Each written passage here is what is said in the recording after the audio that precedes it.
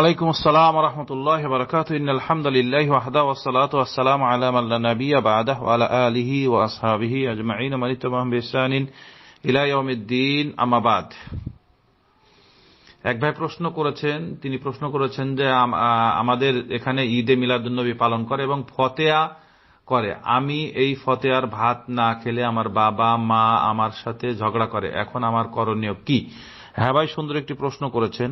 ঈদে মিলাদুন্নবী এবং ফতেয়ার যে খানা আপনার বাপ মা নিয়ে এসে আপনি খেতে বলে, আপনি খাবেন না। একটা কথা মাথায় রাখতে হবে যে পিতামাতার হুকুম মানা অবশ্যই ফরজ, পিতামাতার অবাধ্য হওয়া জাহান্নামের কাজ। কিন্তু যে ব্যাপারে আল্লাহ এবং তার রসুলের অবাধ্যতা হয়, সেই ব্যাপারে পৃথিবীর সমস্ত মানুষের হুকুম অমান্য করতে হবে। পিতামাতাকে মানা যেমন ফরজ, ঠিক তদ্রূপ আল্লাহ এবং আল্লাহ রসুলের বিরোধিতা করতে কোনো পিতামাতা বললে, তাহলে সেই পিতামাতার হুকুম অমান্য করাও আপনার উপরে ফরজ। মনে রাখতে হবে, পিতামাতার অবাধ্য হওয়া যেমন হারাম, ঠিক তদ্রূপ ওই পিতামাতা যদি আল্লাহ এবং তার রসুলের অবাধ্য হতে বলে, তাহলে ওই পিতামাতার হুকুম অমান্য করা আপনার উপরে ফরজ। তাহলে মনে রাখতে হবে, আল্লাহ নবী সাল্লাল্লাহু আলাইহি সাল্লামের হাদিস এসেছে, যে হাদিস হচ্ছে লা তাআতা লি মাখলুকিন ফি মাসিয়াতিল খালিক।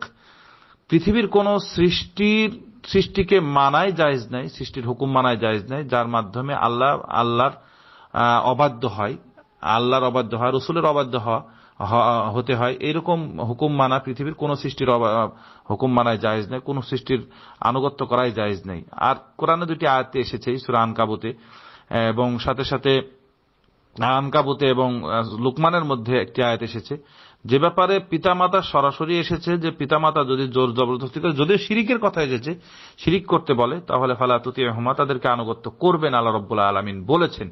তাহলে এখানে শিরিকের কথা যদিও বলেছে, কিন্তু হাদিস আকারে স্পষ্ট শিরিক ছাড়া অন্যান্য বিষয়েও।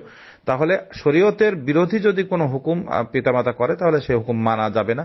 কিন্তু আল্লাহ রাব্বুল আলামিন একটু সহজ করে দিয়েছেন, ওয়াসাহিবুহুমা মা'রুফা, তাদের সাথে ভালো ব্যবহার করতে হবে। তারপরেও তাদের সাথে রাগারাগি করা যাবে না, অভদ্র আচরণ করা যাবে না। ভদ্রভাবে নম্রভাবে বুঝিয়ে বলতে হবে যে আমি এ খানা খাবো না, কেননা এটা বিদআত এবং ধর্মকে অবমাননা করা হয়, রাসূলকে অবমাননা করা হয়, এই ধরনের খানা আমি খাবো না।